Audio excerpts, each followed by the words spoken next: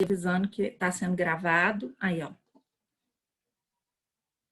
Para todo mundo ter ciência que está sendo gravado. Bom, essa é a nossa segunda... Boa noite de novo para todo mundo. Essa é a nossa segunda parte das abordagens. E o Denilson vai começar. Denilson, tá aí? Tô sim, tô aqui. Então, pode Boa começar, tarde, Denilson. pessoal. Obrigado por virem. Eu sou o Denilson e eu vou falar para vocês um pouco sobre o humanismo e as abordagens humanistas da psicologia. Então, o humanismo, que é uma das três grandes forças da psicologia, junto com a comportamental e a psicanálise, né, que na verdade é um guarda-chuva. Assim como a psicanálise ela aborda tem as abordagens junguianas, freudianas, da Klein, e a comportamental ela tem a TCC, a análise do comportamento, etc. O humanismo ela também é um guarda-chuva que abarca outras abordagens acolhidas ali, que são, na verdade, né, abordagens fenomenológicas, existenciais e humanistas, tudo ali junto, incluso nessa terceira força.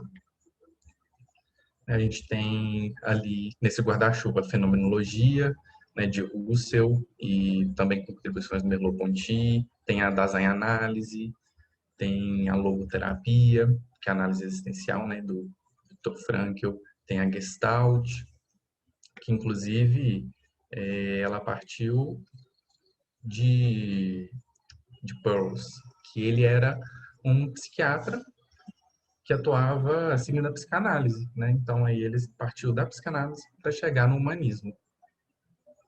Tem abordagem centrada na pessoa, do Rogers, tem o Maslow também, que fez algumas contribuições. Ele não fez uma abordagem em si, né? Mas ele estava bem no início do movimento, junto com Rogers e outros teóricos, fazendo contribuições para fundar essa área da psicologia. Acho que o que todo mundo mais conhece dele é a pirâmide de Maslow, que tem aquela piramidezinha separada em camadas de prioridades. Acho que muita gente conhece, né? E assim, é possível a gente pegar cada abordagemzinha dessa e colocar em uma caixa. Tipo assim, a abordagem centrada na pessoa é uma abordagem humanista, a fenomenologia, obviamente, fenomenológica e a logoterapia existencial, mas até certo nível, cada uma sofre influências das três áreas, né? A CP é humanista, mas sofre influência do existencialismo, da fenomenologia, e assim é para cada uma delas. Não é isoladamente, cada uma na sua caixinha, né? Um pouquinho sobre a fenomenologia, é um pensamento filosófico, representado principalmente pelo Russell, e estuda os fenômenos, né? Então, e como isso entra para a psicologia? Entra principalmente como um método de redução fenomenológica, que é um método para chegar até a verdade daquele fenômeno percebido pela consciência. Porque, assim, tudo que a gente percebe, essa percepção ela é afetada até algum nível pela nossa consciência, né? Porque cada um tem suas subjetividades, suas individualidades, e isso interfere em como nós percebemos as coisas, que não é necessariamente como elas realmente são. E aí a fenomenologia, ela tem esse método de redução fenomenológica para a gente chegar o mais próximo possível da verdade de como aquele fenômeno realmente é, mesmo a gente observando com as nossas questões individuais atravessando a nossa percepção. E o humanismo, que foi um movimento filosófico, na verdade, que centraliza o homem, né? Esse movimento foi muito forte próximo ao Renascimento, que era ali um contexto de cultura medieval, ou seja, teocentrismo. Então, era muito presente naquela época essas questões de Deus e igreja, né? A igreja exercia muita influência. Então, as questões do homem eram muito voltadas para isso. Deus, mundo, de natureza. Então era um movimento para fora, do outro, e não voltado para si. Então, por isso o humanismo, porque colocou o ser humano no centro desses questionamentos, dessas questões, em vez de Deus ou de mundo, de natureza. Então, foi um olhar para o homem. E esse movimento, esse humanismo, ele propõe, ele coloca o potencial do homem como o centro, né? Então, é realmente para o homem, suas questões, seu potencial, todas as capacidades, a autorrealização era uma questão muito forte, né? Ainda colocando junto aí com a psicologia, a autorrealização do ser humano. E ser humano é esse que tem a tendência em viver e exercer esse potencial de se autorrealizar, de ser, de se desenvolver. E o existencialismo foi uma doutrina filosófica, e já foi um movimento estruturado mesmo, foi muito forte na Europa e se popularizou principalmente no contexto de pós-guerra. Então, cidades devastadas, pessoas, muitas mortes, pessoas perdendo entes queridos, então muito sofrimento, muitos sentimentos ali. Então, se popularizou muito nessa época. As pessoas estavam inseridas nessa realidade de angústia mesmo, né? E aí foi um movimento de liberdade. Mas em que sentido? Sentido de que eu sou totalmente livre no mundo. Eu existo e não existe ninguém além de mim responsável por eu existir. Então eu sou completamente responsável por todas as minhas questões, todas as minhas decisões. Então, de certa forma, eu acabo condenado à liberdade, né? Porque isso traz até uma certa angústia em eu ser o único responsável por mim mesmo. Tem até uma frase famosa do Sartre, né? Não importa o que fizeram com você, o que importa é o que você faz com aquilo que fizeram de você. Então, ele pega muito nessa questão mesmo de responsabilização, de liberdade, e nesse sentido. E aí, falando especificamente de algumas abordagens do humanismo, a gente tem a logoterapia, que é a prática clínica da análise existencial, né? A gente tinha o Viktor Frankl, que era um médico. Então, era muito comum, né, a gente ter pessoas de outras áreas fazendo teorias e filosofias, né? Então, temos médicos, filósofos, matemáticos, não tinha essa separação entre as áreas muito distintas, igual a gente tem hoje, né? Psicologia, psicologia, matemática, matemática, medicina, medicina. Mas, enfim, logoterapia.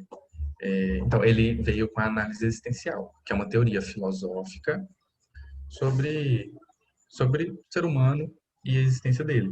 Então, é uma forma de enxergar pessoas, enxergar o mundo e enxergar pessoas no mundo. É uma forma de ler a realidade. E aí, a logoterapia é essa forma de ler a realidade aplicada na psicoterapia. Então, é a prática clínica da análise existencial. Foi fundado pelo médico, né, Viktor Frankl, que inclusive sobreviveu a 4 campos de concentração. Ele escreveu um livro sobre isso, Em Busca de Sentido. É um livro muito bom.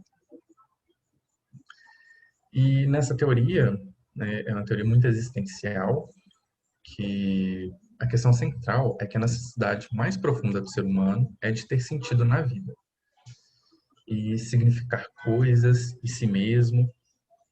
Então, o papel do psicólogo, do psicoterapeuta em atendimento é auxiliar o cliente na busca do seu sentido individual, estar junto com ele para significar realmente sua existência. E aí a gente tem também a abordagem centrada na pessoa, ou ACP, né, para encurtar. Foi fundada pelo Carl Rogers, não sozinho, né, ele tinha ali os seus colegas, seus pares, inclusive o Maslow teve muita influência no início também, que eles partiram, a abordagem centrada na pessoa, ela veio principalmente como uma contracorrente da psicanálise. Que era um esforço em se distanciar da psicanálise, né? Porque o Rogers, ele também veio da psicanálise. Ele se formou psicanalista, ele iniciou atendimentos seguindo a psicanálise, e durante esse trajeto ele percebeu que ele não se identificava totalmente com o método psicanalista que ele seguia. E aí ele começou a fazer algumas coisas diferentes, quebrar um pouco com a psicanálise, e foi desenvolvendo a sua própria abordagem, né? A abordagem centrada na pessoa. E essa abordagem, ela propõe principalmente que cada um tem dentro de si recursos para se mover em direção ao bem-estar. Então, todos nós temos a capacidade de fazermos manutenção de nós mesmos para que fiquemos bem, né? A noção de tendência à atualização. Então, nós temos uma tendência a nos mover em direção ao bem-estar, fazer essa manutenção conosco, com o nosso ambiente, para promover o nosso bem-estar. E essa tendência ela é inerente a cada um. Então, ela é sua e nada te tira ela. Você já nasce com essa tendência, porém não é automático, né? Não é garantido. Essa tendência ela pode ser impedida, seja por fatores internos ou externos, como julgamento, não responsabilização, atribuir juízo, né, caráter negativo, alguma coisa, banalização. Isso pode vir tanto de mim quanto de fatores externos, né? Eu mesmo posso me julgar, eu posso banalizar alguma situação, algum sentimento meu, ou outras pessoas também podem praticar isso comigo, né? Eu posso estar em uma situação em que isso aconteça. E aí essa tendência, ela encontra uma dificuldade de se colocar em prática. E aí entra o papel do psicoterapeuta, que é oferecer um ambiente para o cliente em que ele consiga colocar essa tendência em prática, em que ele consiga se desenvolver e se mover em direção ao bem-estar. E como que ele faz isso?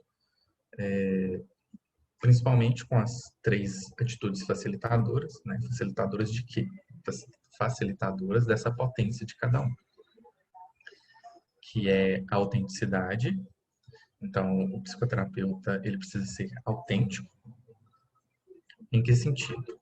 Ele tem que ser ali naquela relação entre psicoterapeuta e cliente só e tudo que ele realmente é. Então, ele não tem que se colocar em um papel de psicólogo. Não, então eu sou um psicólogo, eu estou aqui com o meu cliente, e depois que eu saio do consultório, eu tiro esse papel de psicólogo e sou eu normal, o eu do dia a dia. Então, isso não acontece, né? É claro que existe uma relação de profissionalismo ali, mas o psicólogo da CP, ele é realmente apenas ele. E a consideração positiva incondicional, então, que é a não atribuição de valor negativo ao cliente. Então, você vai acolher ele de forma incondicional. Você não vai atribuir valor negativo a nada que ele te disser, demonstrar, nem nada. Não cabe a você julgar. Então, você vai fazer com que ele se sinta completamente acolhido. E a empatia, que é diferente do que muitos dizem, né? Não é como eu me sentiria no lugar de fulano, né? A gente tem muito disso, se coloca no lugar dele e aí você vai saber como é. Então, não é bem assim. Você vai saber como é para você, né? Que não é necessariamente o que é para o outro. Então, o psicólogo ele precisa ter uma capacidade empática muito grande, não de se colocar no lugar do cliente, mas de ter uma relação tão próxima com ele, de que ele vai conseguir entender como é que essa pessoa percebe, como é que essa pessoa é atingida pelos fenômenos, pelas coisas ao seu redor e até por si mesma, né? Aí a Laura perguntando aqui, o segundo ponto é a consideração positiva incondicional.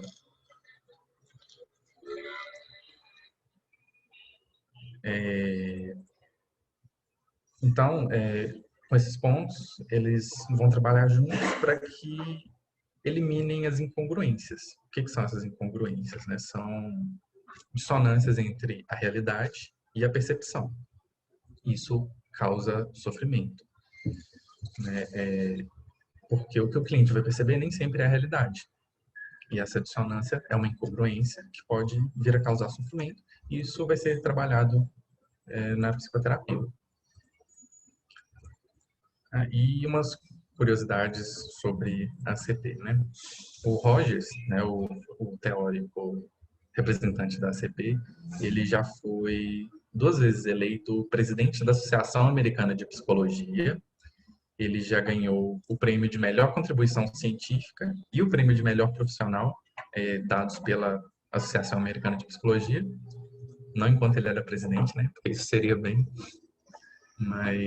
E também foi indicado ao Nobel da Paz em 1987, porque ele fez alguns trabalhos de mediação em conflitos no Oriente Médio. Então, olha, gente, que coisa doida, né? Rogers fazendo mediação de conflitos no Oriente Médio. Então, é isso, a introduçãozinha ao humanismo. E alguma Denilson, do pergunta? humanismo, a psicologia positiva vem do humanismo também, né? Que é uma coisa nova, é Então, legal. não estou muito dentro da psicologia positiva. É bem nova, eu realmente não estudei. A psicologia positiva, ela foca numa alternativa de um otimismo real. Então, não é aquela positividade tóxica que a gente vê hoje, que é chamada positividade tóxica com toda razão, porque não suprime os sentimentos ditos negativos, né? Porque a positividade tóxica é tipo assim, não, você não pode pensar negativo, não, tudo vai dar certo. Não, não vai dar tudo certo, só que vai ter uma alternativa legal, onde você pode fazer de uma forma otimista e ser feliz ainda assim. Então, a psicologia positiva é uma vertente mais nova, né? E bem legal também. Ô Berta, e é interessante, assim, que pelo pouco que eu conheço da psicologia positiva, ele é um movimento recente, mas é que os psicólogos, né, têm uma maior compreensão das capacidades humanas, né, das potências, e que motive isso, né, que desenvolva isso nas pessoas. Então, Eu falo assim, pode falar. culturalmente, a gente foi adestrado a sentir muito medo e culpa. É muito mais interessante uma população que tem medo e culpa do que uma população que tem autonomia, autoconfiança para sair realizando. Consciência, né? Porque a partir do momento que você diminui o seu medo, você passa a ter consciência e ter ciência do que você está vivendo, né? E aí... De fazer escolhas e interferências também no mundo. E você consegue decidir, né? Positiva. Porque o medo muitas vezes ele paralisa, o medo te impede de viver, de decidir, de associar. E aí quando você larga isso e foca nas competências e foca nos desenvolvimentos, isso dá um outro olhar, né? Isso vem, como tem essa abertura hoje, a gente está conseguindo começar a se soltar, pelo menos ter a possibilidade de começar a soltar dessa herança histórica que a gente vem de humanidade, começam a surgir essas coisas novas. Mas tem uma pergunta ali, Denilson, que a Carol fez 2 vezes, que eu não sei se você sabe responder. Ó, logoterapia tem a mesma visão de homem de Heidegger? Aí de um ser no mundo aberto para novas experiências. Olha, eu não sei em detalhes, né? Mas eu sei que eles partem do mesmo ponto, do existencialismo, de um ser livre, à mercê do mundo, em relação com a sua liberdade. E congruente, né, Denilson? Pois é, principalmente, né? Tentando se relacionar com o fato de que ele tem possibilidades e que nem todas essas possibilidades elas vão acontecer. Porque no momento que você faz uma escolha, todas as outras são eliminadas. E isso, inclusive, é uma grande fonte de ansiedade, né? Que é a angústia existencial. A responsabilidade, isso, a angústia, que é inerente ao existir, né? Então, eu sei que eles partem desse mesmo ponto, mas eu não sei se em algum momento eles se divergem.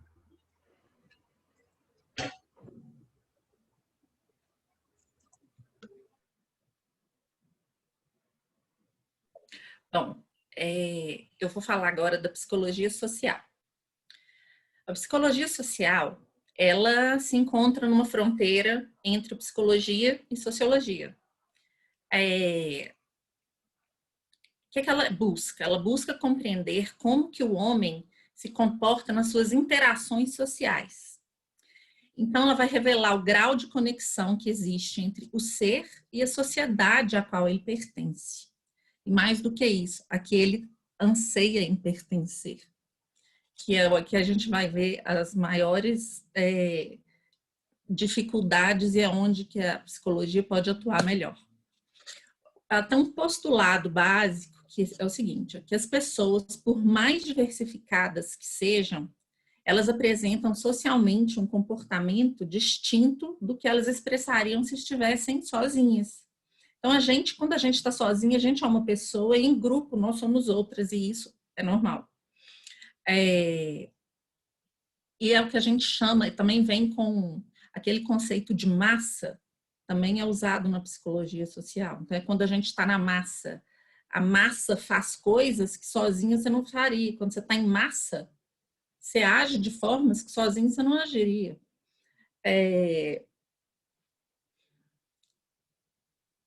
Estuda condicionamento que os mecanismos mentais conferem à esfera social e como que a vivência em sociedade interfere nos padrões de comportamento do homem. Isso tem depois vale muito a pena pesquisar, tipo no YouTube, uns experimentos de conformidade social. Tem um que tem uma pessoa sentadinha, ela chega num consultório, toca uma campainha e todo mundo levanta. Todo mundo estava lá sabendo. Todo mundo levanta, ela não entende nada, mas toda hora toca a campainha, todo mundo levanta. Uma hora ela começa a levantar. E aí eles fazem o experimento andar assim, tira todo mundo que já estava lá antes e deixa só essa mulher. E ela sozinha, mesmo estando sozinha, ela continua levantando no apito. Chega uma outra pessoa no consultório e vê ela levantando. E pergunta, por que você está levantando? Ela, não sei, mas todo mundo estava fazendo isso. Aí o cara também começa a levantar. E nisso vão chegando mais pessoas e todo mundo levanta com apito. Qual o motivo? Qual a justificativa? Qual o propósito de zero?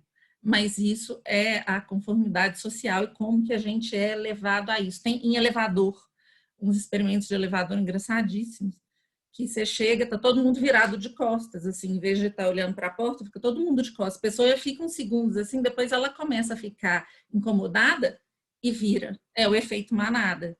O Matheus falou ali, é o efeito manada. Então, você acaba fazendo igual. Ou porque normalmente porque a gente tem medo de estar errado, de só a gente estar sendo excluído e a necessidade de pertencer é grande demais. Então, evidencia o quanto que o indivíduo se encontra conectado no seu meio social, de modo que ele passa a se sentir parte dele e não mais um excluído. Assim, a tentativa. Quando um grupo ou uma pessoa age de maneira diferente do que se estivesse sozinho. A mente coletiva, ela prevalece sobre a individual, para a psicologia social. Então, quando você está em grupo, a mente coletiva vai prevalecer sobre a individual. Tem até uns outros experimentos, eu não sei se eles entrariam na psicologia, acho que sim, com certeza. Que eu não sei se vocês conhecem, que vale muito a pena pesquisar, que tem inclusive filme, que tem o experimento de Milgram, é Milgram, gente? Que fala o seguinte, teve um julgamento de um judeu carrasco nazista, que ele que mandava matar milhões de pessoas. E ele falou, olha, eu só estava seguindo ordens. E então, eles resolveram fazer um experimento assim. Então, eles colocaram, vai gastar muito tempo para eu explicar tudo, mas eles basicamente tentaram comprovar o quê? Que as pessoas, sim, elas fazem maldades porque estão recebendo ordens superiores. Então, uma coisa que você não faria de jeito nenhum sozinha, se alguém, uma autoridade te comanda, muitas pessoas, a maioria, caiu nisso. Hoje em dia eu não sei, porque passou já um tempo, não sei se repetir, acho que podia até repetir, né? Não sei se já repetiram. As pessoas estão mais conscientes, espero, mas isso acontece mesmo. As aplicações da psicologia social, elas podem ser em vários lugares, pode ser em educação, pode ser para ONGs, empresas de governo, elaborar políticas públicas, organizações comunitárias. Aí você pensa, assim, não, psicologia social é tipo bem de social, né? Não. Aí entra, por exemplo, marketing e propaganda. Então, a psicologia social, ela é usada também para poder persuadir e manipular para você comprar. Então, depende do jeito que você está usando. Qual o nome do filme do julgamento? É o Experimento Milgram. Milgram. O filme não é do julgamento, né? É do experimento baseado nesse julgamento. Ô Berta, posso complementar um pouquinho? Peraí, tem mais umas coisinhas só para falar. Aí você complementa. A gente tem categorias diferentes na psicologia social. Então, tem a interação entre pessoa e pessoa, né? Então, não precisa ser só o grupo, eu interagindo com outra pessoa. Então, como que essas duas pessoas interagem e reagem entre si? Como pessoas diferentes reagem ao mesmo estímulo? Outra categoria, interação entre pessoa com grupo, que é quando você está inserido em determinado meio, o indivíduo muda a sua diretriz de comportamento, porque ele precisa se adequar a esse grupo. Então, ele analisa o comportamento na esfera pública e na individual. E a terceira categoria é a interação entre grupos. Aí é grupo e grupo. Mostra como que as relações entre indivíduos de nichos diferentes se sucedem. Então, a pessoa ela não se comporta do mesmo, não é simplesmente assim, em grupo eu sou assim, depende do grupo. Você não vai ser no seu grupo de amigos a mesma pessoa que você vai ser no seu grupo de trabalho. Então, são muitas as diferenças. O ambiente pede um comportamento específico. Pode falar, Gil.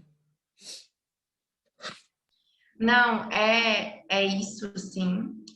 E que é bem o que você disse, né? Que a psicologia social, ela é responsável por estudar e analisar o comportamento do indivíduo nas relações sociais em que ele estabelece. Né?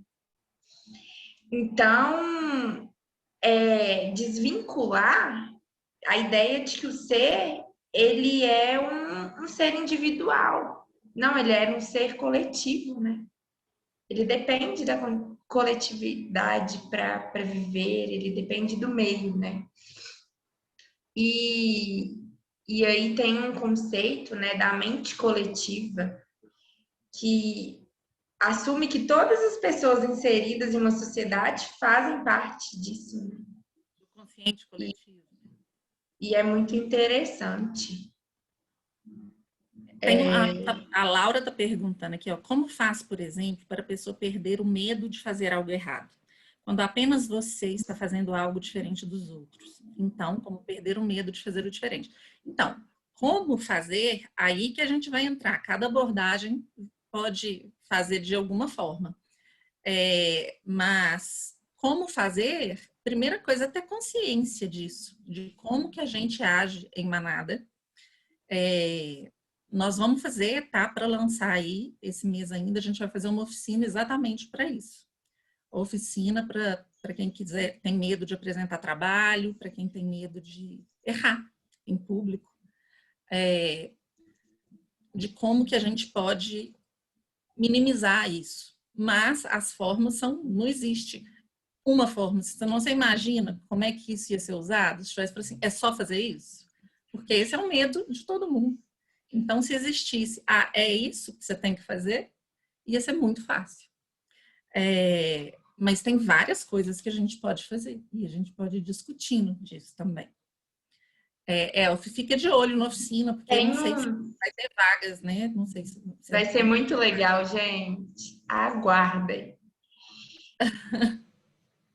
Tem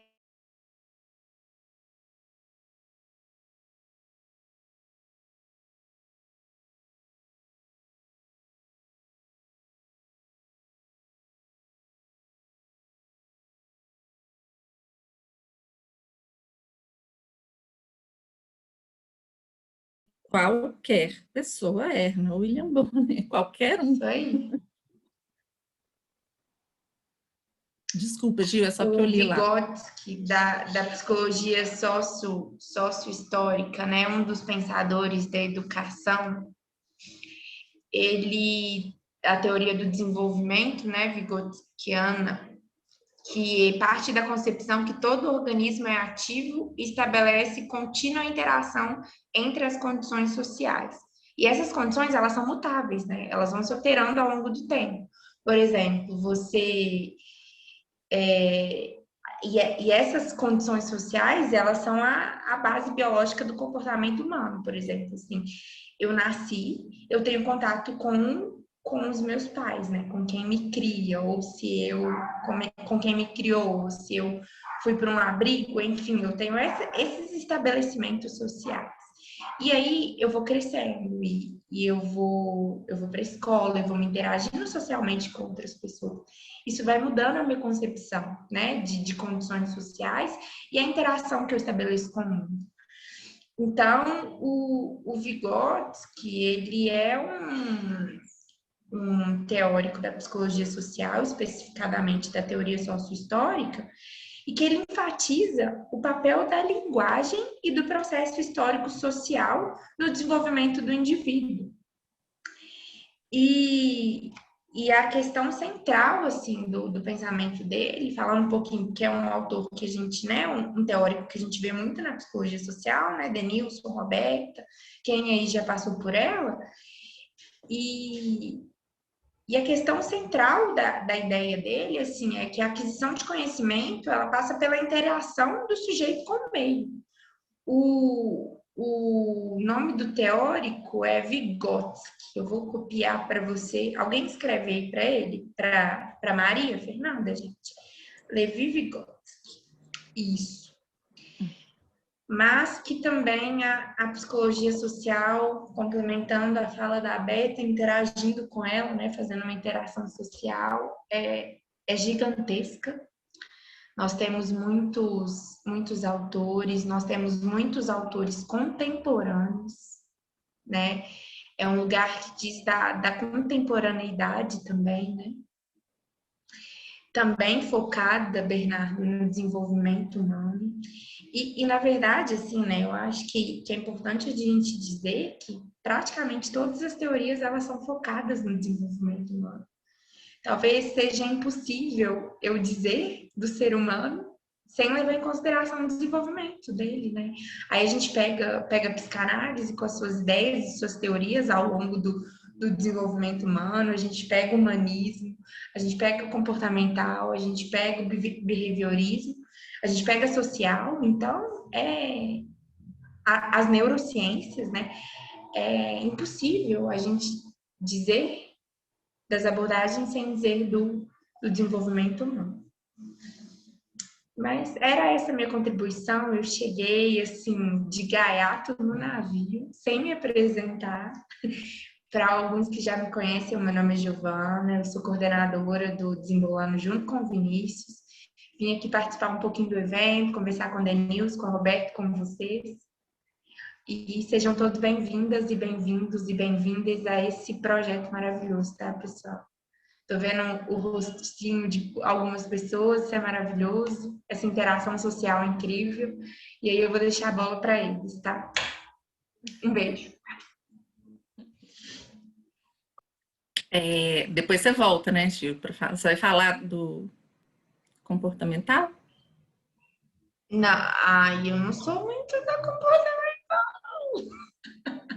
Achei que fosse. Bom, deixa eu falar da psicologia sistêmica. A Isso. psicologia sistêmica, ela se baseia na teoria geral dos sistemas. Foi criada por um biólogo, na verdade, que chama, eu não sei a pronúncia, tá, gente? É Bertalanffy. E na teoria da comunicação. Os conceitos principais da teoria são o seguinte: o indivíduo é um sistema. E sendo assim, ele precisa saber do seu lugar dentro da estrutura e da dinâmica familiar. Toda família tem sua dinâmica própria. Padrão de funcionamento. Então, tem indivíduo, padrão de funcionamento. É o que chega pronto em nós, instala-se em nós, há pelo menos 3 gerações passadas. Então, é como se você nasceu naquela família, você vai herdar aquilo, aquele padrão de funcionamento. Existe um padrão de funcionamento. Você herda, quer dizer que você vai fazer, que você vai ser igual? Talvez você vai se rebelar, talvez é isso que vai te incomodar, é isso que nós vamos chegar aqui. Família. A família é uma noção de interdependência dos sistemas, né? Que são sistemas que são os indivíduos, eles têm essa interdependência. E a gente tem aqui uma legitimação do outro que é diferente de mim para eu pertencer. E eu acho que deve ser muito difícil achar alguém que não saiba o tanto que é difícil, às vezes, a gente se sentir pertencendo à família, né? Eu, adolescente, eu falava assim, por que colocaram nessa família? Eu esperava, tipo assim, cadê o disco voador para vir me buscar? Porque eu falei assim, esse povo não tem nada a ver comigo. Então, a gente tem esses conflitos internos pela individualidade dentro do sistema na família. Mas a gente precisa aprender a legitimar a existência e a diferença do outro. Aí eu consigo pertencer. Pertencer e separar são as funções mais difíceis de fazer na família. Todo o sistema se desenvolve através da autonomia de cada indivíduo. Então, é importante que cada indivíduo tenha a autonomia. Mas como que esse indivíduo vai conquistar essa autonomia?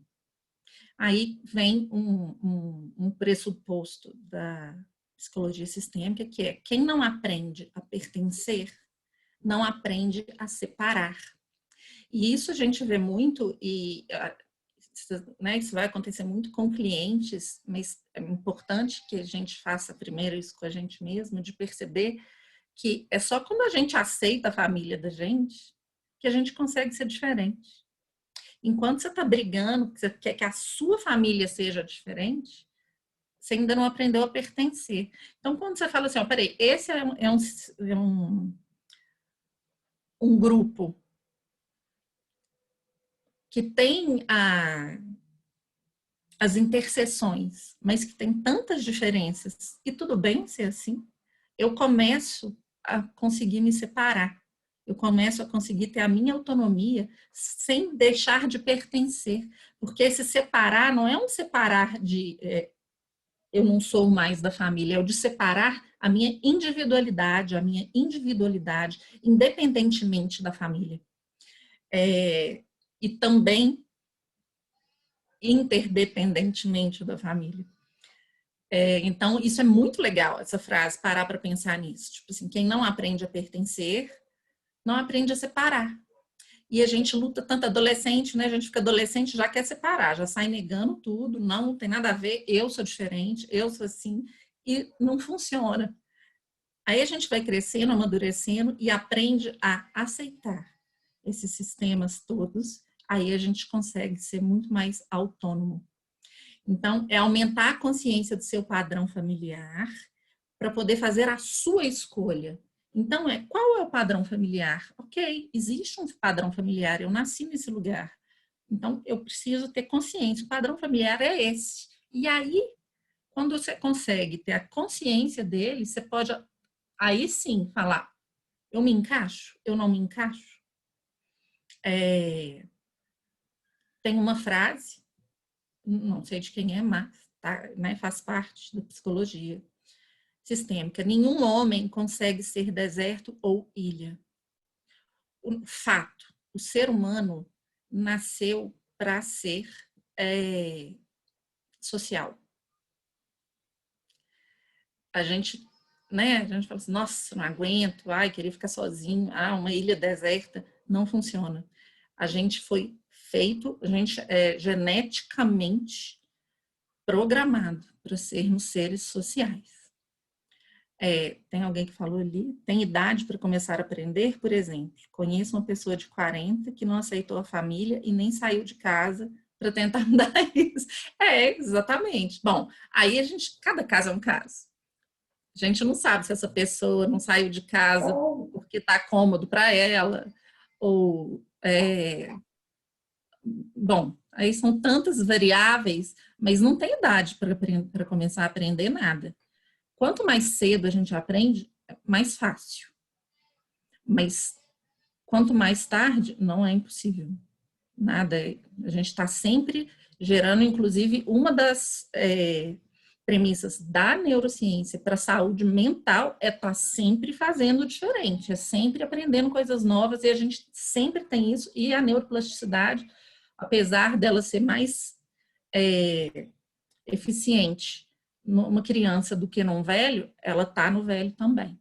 Então, a gente sempre pode estar gerando novas conexões. Acho que vai rolar que eu conversei com o astrólogo. Oi? Eu não entendi.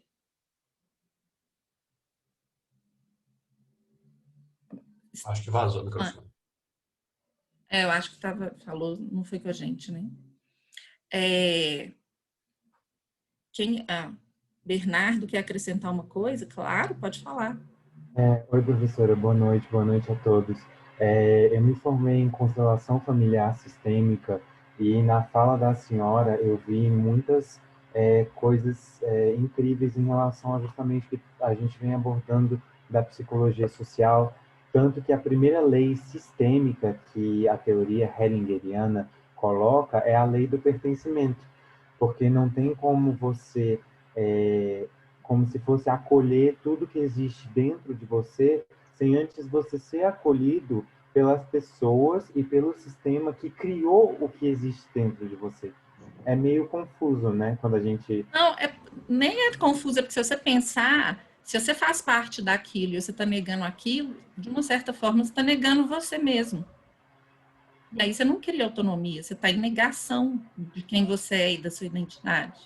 Sim, sim. Se alguém tiver interesse mais nessa parte da constelação, tem o Centro de Mediadores de Brasília, que oferece cursos de formação em constelação. É legal.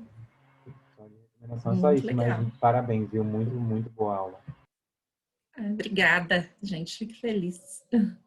A Gabriela perguntou, pode dar um exemplo desse padrão familiar? Olha, mas são tantos padrões familiares. Tem padrão familiar de crítica, uma família que é muito crítica. Ou tem um padrão familiar que é muito distante, que as pessoas não são emocionais. Ou tem padrão familiar que você sempre repete aquilo, tem padrões de comportamento, ou que você vê aquilo repetindo sempre, geração em geração, você fala assim, gente, não é possível. Então, é muito difícil achar um exemplo.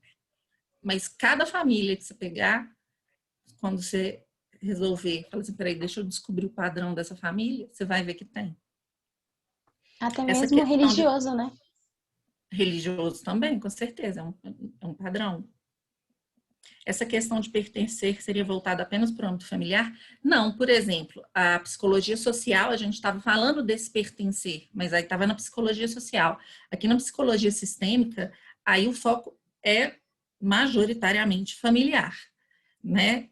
Mas isso pode ser expandido para outras coisas, sim. Até a própria constelação, hoje existe constelação até jurídica, né, para você resolver processo. Então, as coisas, elas conseguem se expandir, mas o que a gente está falando aqui é dessa sistêmica, ela foca muito nisso, no indivíduo, na sua família, para ele aprender a pertencer e conseguir separar. E é esse separar que não é não é aquele separar do adolescente, né, que quer ir embora. Estou louco para ter minha casa e nunca mais olhar para a cara da minha família. É tanto adolescente que faz isso. Eu era louca para fazer isso. E hoje eu amo minha família. Eu vejo assim, gente, olha minha família. Aí você acha até graça, fica gostoso. O que são constelações? Constelação, na verdade, é o nome que usa porque... Alguém falou alguma coisa? Ai, desculpa, foi sem querer. Problema não. Constelação é, na verdade, uma analogia, né? Porque você pega constelação, sei lá, você pega Cruzeiro do Sul, tem aquelas 4 coisas, então é como se fosse um conjunto. É uma constelação, é onde você faz parte de um conjunto maior. Se eu tiver errado, o Bernardo tá aí, ele que faz constelação. Né? Pode explicar melhor do que eu. Se a senhora permitir. A constelação familiar sistêmica é uma área da psicoterapia que busca, através de dinâmicas, resolver problemas familiares. Porque, para você ter uma ideia, todos os nossos antepassados interferem na nossa vida hoje. Então, uma coisa que o seu antepassado fez até a sua 8ª geração para trás, interfere nas decisões que você toma na sua vida hoje. E a constelação, ela tem sido muito aceita no âmbito jurídico, escolar, como a professora Roberta colocou, porque é uma coisa simples, mas que tem uma transformação enorme na vida, tanto de quem pratica, quanto de quem assiste ou é constelado, né, que a gente chama. Mas é basicamente isso, é uma dinâmica psicoterapêutica que reorganiza, né, que constela, que alinha as sensações dentro da neuroplasticidade de um indivíduo, do inconsciente coletivo, né, que a gente chama. Mas é isso, desculpa. Então, aqui a constelação já é reconhecida? Eu não tenho certeza, eu imagino que não. A constelação, aqui, na verdade, a gente, eu não sei nem se a gente estando na faculdade de psicologia, se a gente pode ficar incluindo tanto falando sobre constelação. Você sabe, Gil? Eu gosto, eu adoro, tem tudo a ver com a psicologia sistêmica, mas eu não sei se ela é reconhecida pela psicologia, você sabe, Denise? O que eu sei é que realmente não é reconhecida pelo CFP, ela é vista como uma técnica pseudoterapêutica, né, e como terapia alternativa, né, medicina alternativa, então não é psicologia mesmo. Tá, mas só para ela pega agora... elementos da psicologia sistêmica, do essencialismo, fenomenologia, é por aí. Só porque você usou a palavra pseudociência, Não, pseudopsicologia. Pseudo alguma coisa. Enfim, existe uma questão dessas de respaldo científico que a gente fica muito ingênuo, às vezes, ligado só no que é cientificamente comprovado, sendo que tem coisas que ainda serão. Então, se a gente tiver bom senso, se a gente tiver estudo, né? Porque uma coisa é você ser crédulo em tudo, te falaram que é isso e pronto. Agora, se algo fizer sentido, se tiver uma lógica, talvez aquilo ainda vá ser comprovado. Então, não é porque não é ainda que não tenha o valor. Isso tem muitas coisas que ainda não estão comprovadas e que funcionam, e outras que são falácias mesmo. Aí, Com certeza. esse que é o problema. Mas aí já é outra discussão, né? A gente poderia fazer um evento só sobre isso. Dá um evento só sobre isso. Mas só para falar assim, que quando há um grupo, um centro acadêmico considera que aquilo é pseudo alguma coisa, não quer dizer que não vá ser científico depois, né? é porque ainda não foi comprovado. Ou talvez nunca vá ser. Aí que entra o problema. A gente está dando aqui já 18h30. Não sei nem se dá para continuar respondendo. A ciência costuma estar atrasada em relação ao surgimento. Não, porque a ciência, até gente, para provar qualquer coisa, o método científico ele é tão exigente assim, e demora tanto uma pesquisa, e as coisas hoje andam tão rápido, que às vezes, enquanto você está na pesquisa, o negócio já mudou. Então, hoje, a gente tem que ficar de olho e aprender. A gente tem que saber buscar, e principalmente saber ter critério e questionamento para tudo. Até para o que é científico, porque se você cai numa pessoa, por exemplo, basta você formar em psicologia que você vai realmente ajudar alguém? Se você não tiver feito a coisa bem feita, se você não tiver responsabilidade com o outro, bastou você ter seu diploma, você pode acabar com a vida de alguém. Então, tem que ter muita responsabilidade, muita boa intenção antes de começar a exercer um atendimento com alguém. Isso, aí você fala, mas eu sou psicóloga. Isso é o que você tem no papel. Então, a gente não pode se prender só a papel. Karina. Pode falar, Karina.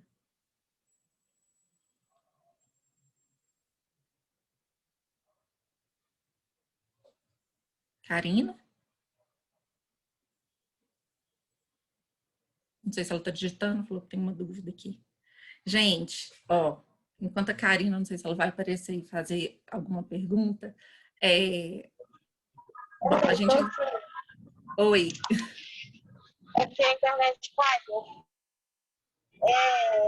Eu já vi algumas pessoas que se contrapuseram, né, contra a constelação familiar, dizendo que não seria muito uma discussão para o âmbito psicológico, seria mais uma discussão voltada para o espiritual. Eu não cheguei a pesquisar sobre isso, não cheguei a me aprofundar sobre essa discussão, mas eu queria saber a sua opinião sobre isso. É uma mistura, na verdade, porque usa elementos de psicologia, mas aí usa também conceitos, não sei se espirituais, mas acho que sim. Leva em consideração coisas que não entram no âmbito científico mesmo, assim, mas porque a ciência não tem a capacidade ainda de medir essas coisas, na minha opinião. Então, aí quando não tem a capacidade, o problema é que tem as pessoas que vão usar as coisas que ainda não foram comprovadas de um jeito super charlatão mesmo e oportunista, e outras que vão usar maravilhosamente. Tem coisas que estão aí que a gente fala assim, mas gente, isso funciona. Mas quem vai provar? Então, aí que entra o critério. A gente tem que ter muito critério. Para ter critério, a gente tem que ter informação. Então, quanto mais bem informado a gente é, mais critério a gente tem para escolher e tirar a conclusão, entendeu? Então, nesse caso, é uma mistura de preceitos científicos e lógicos com outros não lógicos ainda. Ai, que bom, Marília. Obrigada.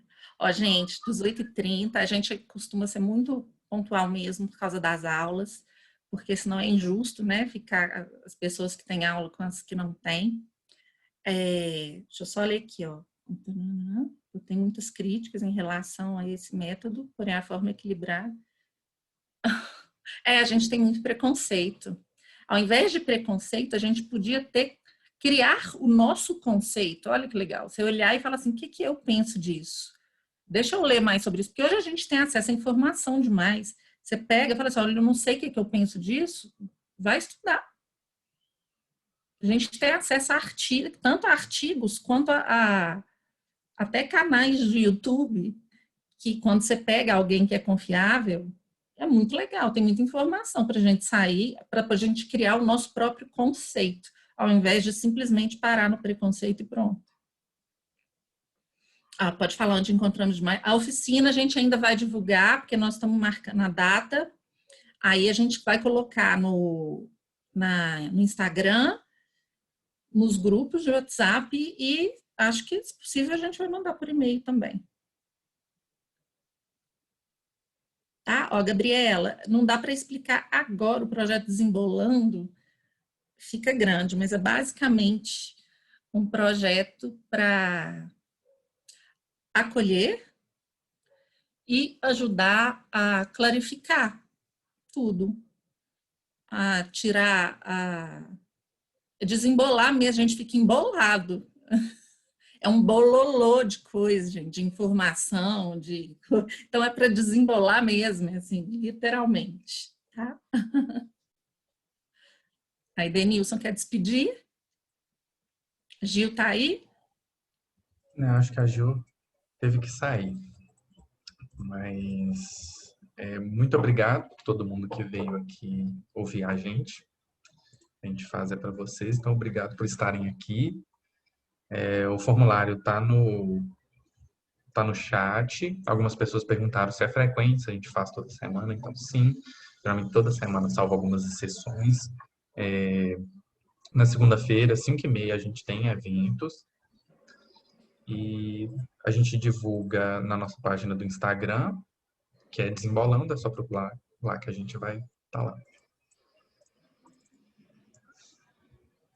Então tá, já semana que vem a gente fala mais. Tchau para você.